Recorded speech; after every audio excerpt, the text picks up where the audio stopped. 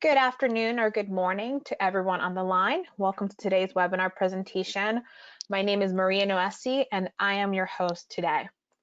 Welcome to the discussion. Before we actually get started, I just want to share a little bit about who Kognito is as your host. We are a health simulation company that believes in the power of conversation to change lives, to change behaviors, and impact our social, emotional, and physical health. And so we're here today to share some insights and talk about how the reentry planning may be going and how adult SEL skills can really play a role in empowering your educators to support your students and also do some additional self-care skills as well. So if we can move to the housekeeping slides before I hand it over to our presenters, just a couple of things to be mindful of is that today's presentation is being recorded. So please don't worry about taking any notes. We are going to send you a copy of the recording and the presentation after the webinar. You are in a listen-only mode, so we can't hear you. However, we have the question box on the right-hand side of your screen where you can submit questions, and we've dedicated time at the end to answer as many questions as possible. If you're also on social media, feel free to connect with us there and submit questions through there as well using the hashtag Kognito webinars. Now, before I turn it over to our presenters, we do have a quick poll question that we want to share with you and invite you to participate. This question really is, as you navigate the new academic year, what are you most concerned about? Is it providing an equitable learning environment for your students? Supporting the emotional well-being of your students, supporting the emotional well-being of your educators. So if you take a few seconds to respond, and then I will go ahead and share the results with all of you.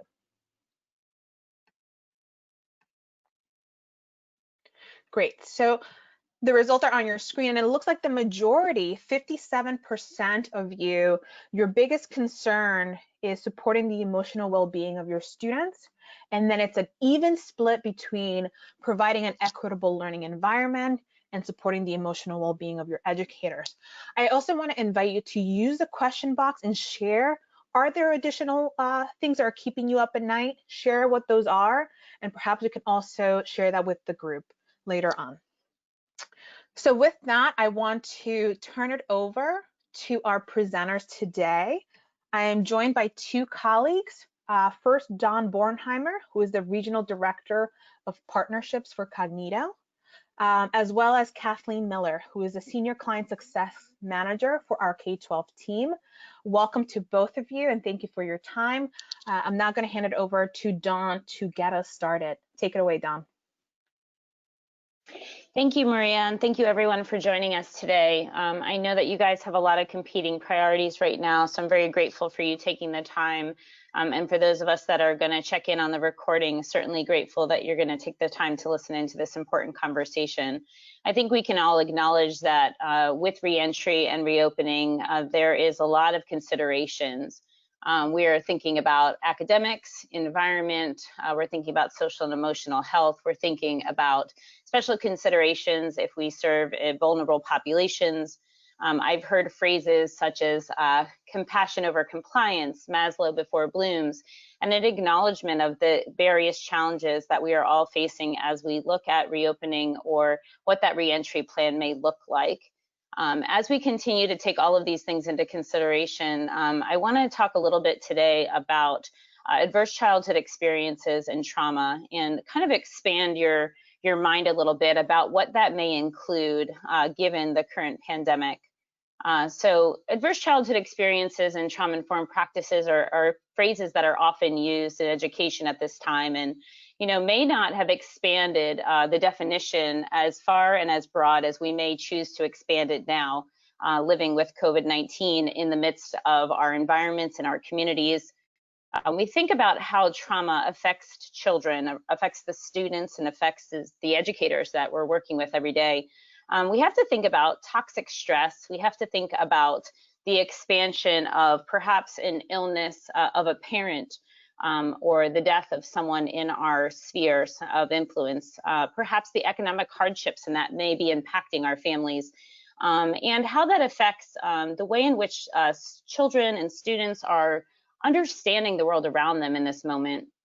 And so I would encourage you to start to think about how we expand that definition, looking at the challenges our students may be bringing back to school with us, and also just acknowledging that where there was already some adverse childhood experiences within a home, where there may have already been mental health challenges with a parent, where there may have been divorce or some type of abuse, all of those things may be magnified in this moment. And so when the children are coming back to school, coming back to class, this is an opportunity for us as educators to rebuild and reinvigorate trusted relationships, to help them to understand how we are a safe place, how school is an exciting place to be, and kind of just be prepared to meet them where they are, and building out the skill sets required to build those relationships and have those conversations with our students.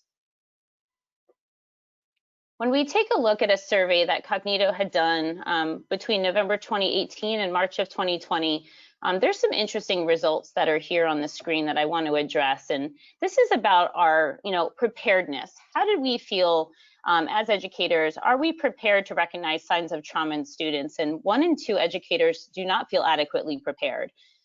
3 of 5 educators do not feel adequately prepared to talk to students that motivate them around getting support, some shared decision making. And then 7 out of 10 educators do not necessarily feel adequately prepared to implement trauma-informed approaches in their teaching. So as we look at how we are navigating this upcoming school year, I would invite everyone to think about what skills, what foundational skills do we need to put in place so that we are adequately prepared to meet our students and our peers, to support our colleagues, and to self-lead ourselves through this academic year with these increased stressors in mind.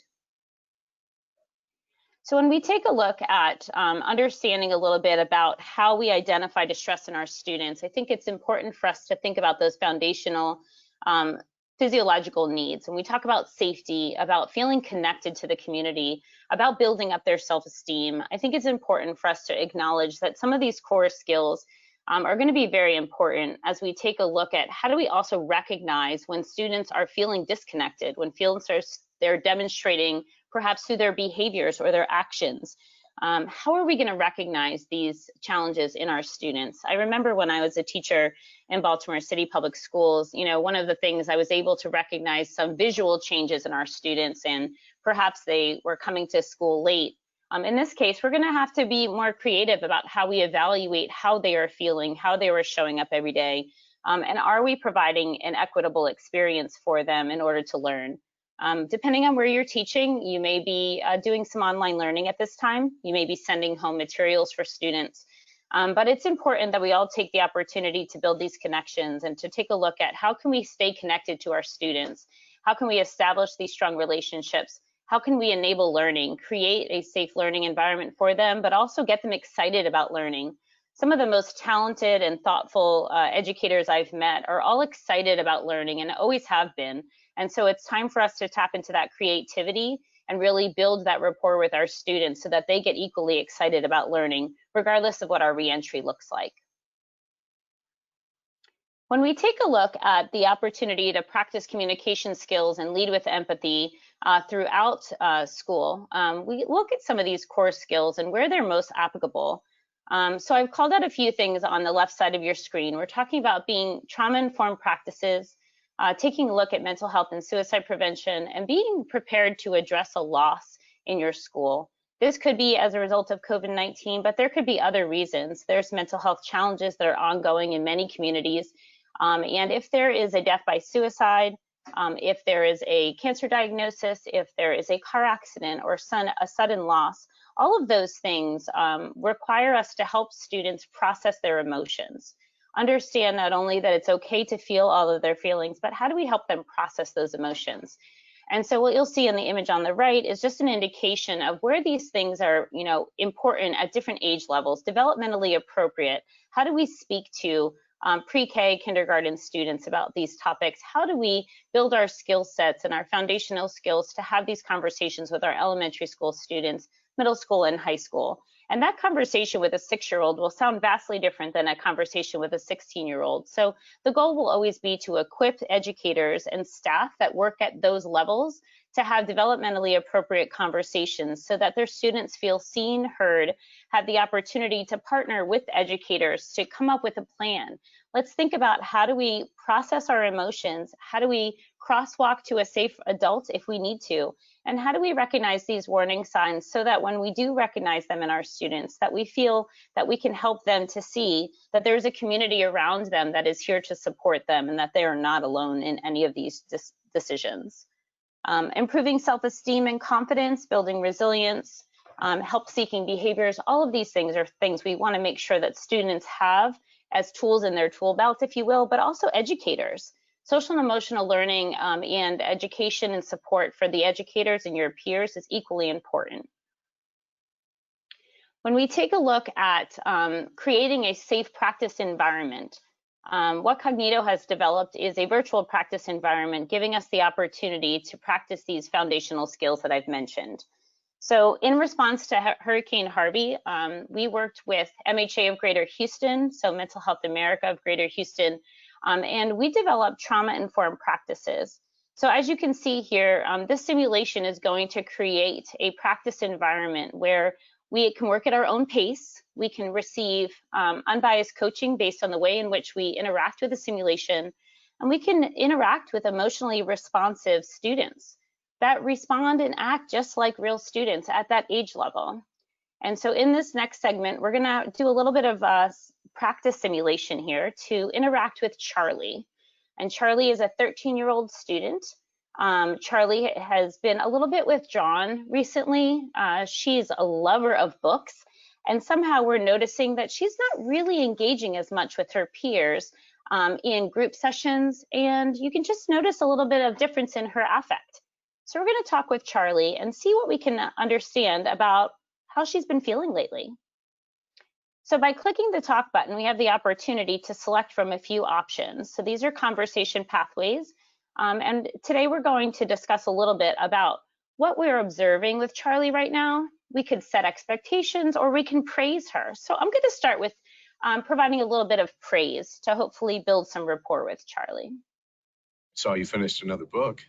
You're off our reading chart again this week. I'm glad to have such an avid reader in class. Yeah, I really like books. What do you like about books? I don't know. Get to be in other worlds with different people. Sometimes they're like you and sometimes they're not. So you get to see things in a new way. That's why I like reading too. So at the bottom, you'll see we get a little bit of feedback from our virtual coach. When we pop open that feedback, we can understand a little bit about the choice that we just made. And it looks like by providing some praise, we've been able to, build some rapport with Charlie. We've made her recognize her strengths. And she's starting to open up, and that engagement meter is giving us that indication. So now we're going to take a look at what the next decision we'd like to make was. So perhaps it's time for us to discuss some observations. I'm going to select the second one to start and just see where we go from here. You've been acting strangely in class.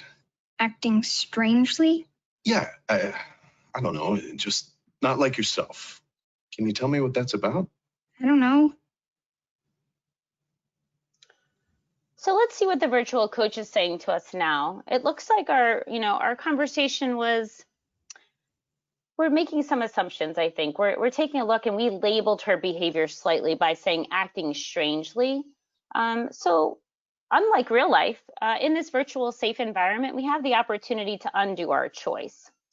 So I'm gonna undo my choice, and I'm gonna see if perhaps by choosing a different way of entering this conversation, by discussing my observation with a more open-ended response, if Charlie acts a little bit differently towards me.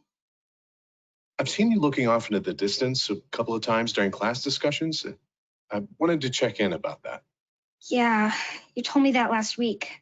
I'm really sorry. I don't know why it keeps happening. You don't need to be sorry. It's just, you used to talk a couple of times every discussion and always had interesting things to say. Thanks. My mind kind of wanders sometimes. I'll try to do better.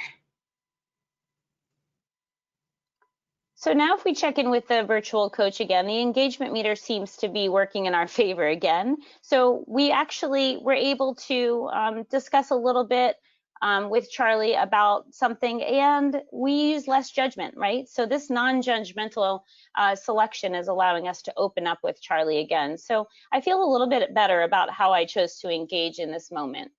So the interesting thing about the feedback that we receive within the simulation is all based on the way in which we choose to navigate the conversation. So if you were to continue to work on this conversation, practice the different responses that you have in the conversation with Charlie, you would ultimately get to some shared decision making about next steps with Charlie. So I think it's important that, you know, we have the opportunity to practice in order to develop these foundational skills. So you may be asking yourself, how does this apply to our current students? How does this apply in our current scenarios? So we're going to take a look at an example of how to crosswalk what you're learning in the virtual environment, perhaps to a student that you may encounter this academic year. So this is Jamie. Jamie just started junior year after missing months of sophomore year due to COVID-19. He's normally an active student, but he's been a little bit withdrawn since we started back to school. And so as you start to look at this description here, we'll learn a little bit more. There's been some family hardships. His mom is a single parent. So there may be some stressors within the home that are affecting the way in which Jamie is showing up in class. So after learning more about Jamie's situation, you have the opportunity to collaborate and create a plan. You work out some flexible deadlines and assignments that can accommodate his schedule. You can also refer him to a counselor to get some help around college readiness and support. So when we think about our students as they come back to school, let's also think about how we can use some of these foundational skills to work with our students and be slightly more flexible, understanding that we want to meet them where they are, we want them to feel seen and heard, and we want to offer them an opportunity to still be successful. And what that may look like could look like this scenario with Jamie. There could be an opportunity to do this a little bit differently. And I'm going to invite my colleague, Kathleen, to the conversation now, and she's going to talk to you a little bit about the implementation side of the work that we do at Kognito. I think it's important to see and hear some of the conversations that are happening in some of the districts around the country that she's been supporting, and how we are leveraging these simulations in those districts to help them be prepared as they return to school. Hi, so my name is Kathleen Miller, and I am your Senior Client Success Manager, one of the Senior Client Success Managers here at Kognito. And I work specifically with districts who are in the South and East. I work the Florida statewide mental health account with the Florida Department of Education and several school districts in Virginia, Northern Virginia and North Carolina, South Carolina. And wanted to take a few minutes with you to highlight a couple of our school districts who have done a really phenomenal job of folding in our trauma-informed practices training with their overall mental health plan for their school districts. So first, Miami-Dade County Public Schools, as you may know, is one of the it's the 4th largest school district in the country. So they have a huge number of staff and students that they are working with every single day. I think there are almost 350 school sites across the district. So it's a really large entity. They started last year going through the at-risk youth mental health training, which was provided to them by the State of Florida Board of Education. And the State Department decided to provide at-risk to all the school districts in Florida for free. And then Miami purchased trauma-informed practices for their district as a result and as a response of COVID. So they took a look and talked with us about how even in the healthiest situations and healthiest family and home life situation and school situation, that as a result of COVID-19, everyone now, teachers, staff, and students have experienced some of those adverse childhood experiences that John mentioned earlier. And they wanted to be able to support their staff members in having those conversations, not only just in reentry, but over the summer and through distance learning and as they prepared to come back into in-person learning whenever it is safest for them. So they began rolling out trauma-informed practices this past May, and in a month's time, they were able to train over 7,000 staff members, and that number continues to climb as they have started school back and teachers are coming back into the classroom preparing for school to start for students. Fairfax County is one of our long-term partners. They have been partners with us for a number of years. They are in Northern Virginia, and they have devoted themselves to equipping their staff members for a number of years with mental health training through Kognito.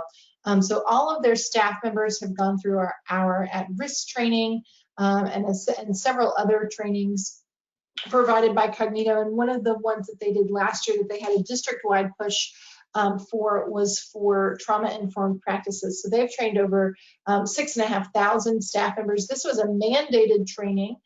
So Miami-Dade highly encouraged staff to complete the training. Fairfax mandated all staff to take that training as a part of their district mental health training. And now as new teachers are coming into the county, they will begin taking all of those trainings as well. And then I wanted to highlight a newer client that we are starting to partner with, which is Person County, North Carolina. Person County has all of our staff K-12 K-12 simulations. So they have our at-risk training, they have trauma-informed practices and bullying prevention. And they wanted to really develop a robust plan for this year to help their staff learn about mental health and mental health distress and prepare for students to re-enter after such a unique time period. So they are using the whole school calendar to kind of fold in different trainings throughout their staff to really equip and empower their staff no matter what specific role their staff is in, excuse me, to be able to have those conversations and use the skills learned in Kognito trainings to support students in their mental health. So as students come back in August, all staff will be taking the at-risk training. In October, for Bullying Prevention Month, staff in Person County, North Carolina will be taking our bullying prevention training. And then as students come back from the holiday break in January, staff will have taken trauma-informed practices. So they're doing a really layered approach all in one year, which will give their staff a really great opportunity to not only learn about the trainings, but to refresh their skills throughout one year so they are really solid in those motivational interviewing skills, asking open-ended questions, affirming students, summarizing what they say, and reflecting back those conversations to them. One of the things that all three of these districts are doing now, which is really unique, is that they have started using our COVID reflection questions that are connected with our discussion guides. Our co-founder and resident clinical psychologist, Glenn Albright, helped us create some discussion questions to add to our normal discussion guide that are COVID-specific reflection questions for staff members. And so we've provided that to all of these clients and other clients as well as we've been working with them throughout this year. And these are simple questions. The first few talk of have teachers reflect about their teacher-student connection and how trauma may impact what is going on in the classroom environment and how students may react to the trauma that they've experienced. And the second half of those questions are really about teacher self-care and how teachers are need to be aware of the trauma that they are absorbing and taking care of themselves and taking a moment to reflect on how they are feeling. And so all three of these partners have been phenomenal to work with and great examples of staff members supporting each other and their students' mental health.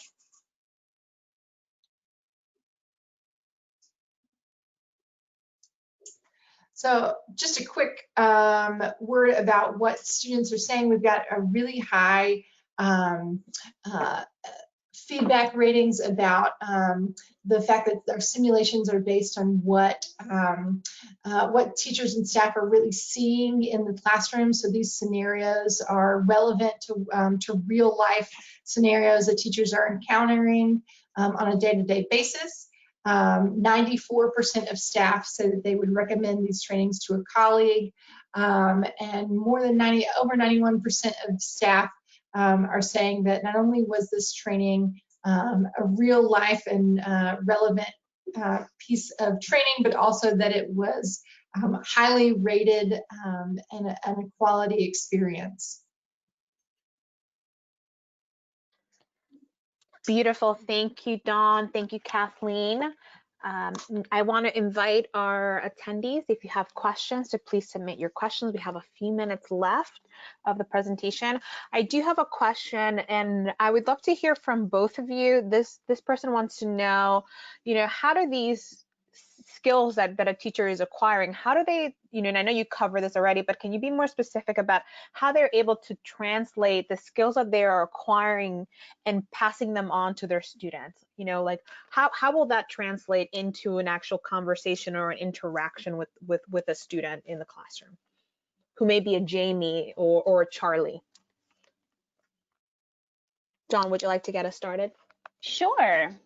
So I think when we think about the emotional health of our school community as a whole, we want to think about those building relationships and connections. And, where we may have previously thought that like classroom management was the core of the opening of the school year. I think we also want to take a look at relationship building and connection. And how do we start to build a community out of our classroom environment? How do we open up dialogue with students? How do we keep them engaged and allow them to feel a part of the community? And so with Kognito, we talk a lot about responding with empathy, getting curious, asking questions, and opening up conversation. And so I think some of the conversation skills will be applicable as we build those connections with our students and with the parents, frankly, when we partner with parents to also acknowledge that how do we create as much consistency across the board, and how do we do that in such a way that we're showing and responding with empathy as they're perhaps sharing some of the unique challenges that they're having. I think with the Jamie example, we spoke about the flexibility of perhaps creating a learning path or a learning plan that works with the student's schedule, or perhaps their availability to Wi-Fi or resources, or having a flexible schedule that allows them to turn in assignments with a different cadence than perhaps we would have offered in the beginning of the year this time last year. And so I think talking about how do we build connection and using the conversation skills to do just that, and using that as a way to build rapport amongst the community of students that you're serving. Wonderful. Yeah, and just to piggyback off of what John says, all of our trainings focus on the skill sets of motivational interviewing skills. So asking open-ended questions, affirming what students are saying, reflecting back what you're hearing from them, summarizing the conversations, and all of those skills build to create a safe and supportive school model. So it's a holistic approach to safety. And what we know is that good communication between staff and students builds trust. And those trusts build really strong relationships, and that strong relationship is what creates a supportive social climate for not only physical safety, but also the mental health and safety of our students. Beautiful, thank you. The next question I have is more about, are there any strategies that will help a teacher or maybe a staff to reduce their own anxiety with dealing with this new experiences? Like, are there skills that they can apply for themselves? And if we want to go in that same order, Dawn. Sure. So I think one of the things that I would say it's really important, and I refer to it as self-leadership, but our own recognition of the self-care and the that we need to apply for ourselves. And so I think as an educator, thinking about your morning routine and thinking about what you need in order to set yourself up for success, and how do you recharge your batteries as you would engage with your students throughout the day, and really be able to make sure that you're also asking for the things that you need from your own personal network, your own support environment outside of school, to just ensure that you have the opportunity to create that space for yourself. I think sometimes We lose track of that when you're in a profession where you're constantly serving, and we also need to make sure that we can show up fully, both for ourselves, for our peers, and for our students. And so I would implore you to take a look at your self-care practices and make sure that you're taking good care of yourself. And that could also mean having a partner teacher, or with your grade level team, perhaps exploring how you can support each other and work together to create shared activities that you could divide the work up a little bit as you start to look at the variations that you're going to be creating as you look at a scaffolding plan to meet all of your students where they are this year. Yeah, I would just add to that that one of the great things about the Kognito trainings is that you can always go back in and relearn and retake those trainings. So you have the ability to go back and refresh your skills if you wanted to touch up. And I always like to practice at home too. And so I find myself using and thinking about the skills learned in the Kognito trainings on my family. I don't know if my husband knows that I'm practicing my motivational interviewing skills with him, but I am. And when those become more familiar and more secondhand nature to you, in a more comfortable environment, those skills translate into your daily routine and daily life with students. And so I would say continually sharpen your skills through the training, and then make that become your daily normal conversational habit. Awesome. Thank you so much, Dawn and Kathleen. I want to be mindful of everyone's time. There was a question around, are we able to give access to the simulation for individuals to explore? Absolutely. You're actually going to receive a couple of links for a few of our simulations in the follow-up email, and you can always reach out to Dawn or our other colleague Kathleen on the screen if you want to actually get into one of the systems and see how an educator would experience going through the process. We are going to be sending you the recording and the slides, but I want to thank all of you that joined us today for your time. We know that this is an overwhelming time. The word unprecedented is being used every single day, and we appreciate all of the work that you're doing to support our students and to make this year a positive learning environment for everyone. So stay safe, take care of yourselves, and we'll see you on the next webinar. Thank you. Thank you all.